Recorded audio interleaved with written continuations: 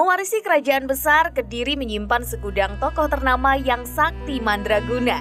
Salah satu tokoh yang lahir dari kota tua ini adalah Mbah Boncolono alias Ki Ageng Gentiri. Konon, Mbah Boncolono yang hidup di masa kolonial Belanda dikenal memiliki ilmu kadikdayaan yang dipergunakan untuk menolong kaum pribumi yang lemah.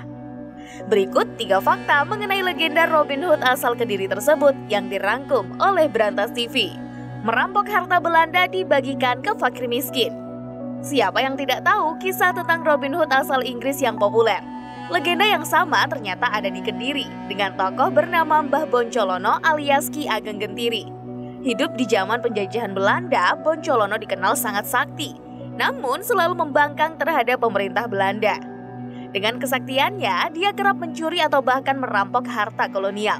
Namun harta itu tidak dinikmati sendiri, tetapi dibagikan kepada masyarakat miskin.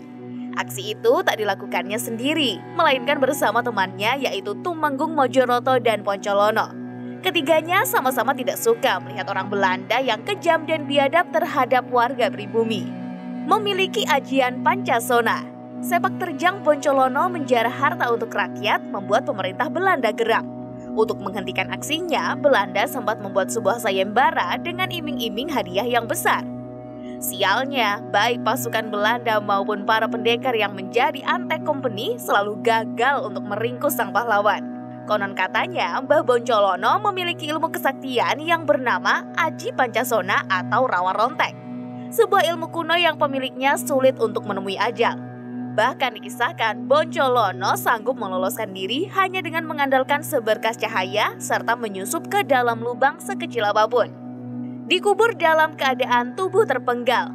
Setiap kesaktian selalu ada pengapesannya dan hari naasnya. Company yang terus memutar otak untuk menelusuri kelemahan Boncolono akhirnya mendengar desas-desus tentang ilmu Pancasona atau Rawa Rontek yang dimilikinya. Meski tubuhnya dicincang, pemilik ilmu kuno ini akan bangkit kembali selama bagian badannya yang terpotong bersentuhan satu sama lain.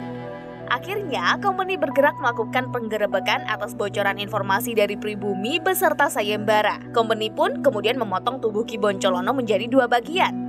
Bahkan, badannya dibuang di atas Bukit Mas Kumambang, sedangkan kepalanya ditanam di bawah pohon beringin yang kemudian disebut warga dengan istilah ringin sirah. Legenda Mbah Boncolono ini menjadi salah satu cerita rakyat Kediri yang tetap lestari. Semoga dengan ulasan ini, warisan tak benda tersebut terus bisa dinikmati sampai kapanpun, serta sifat luhur budinya untuk tanah air bisa diwarisi oleh generasi penerus.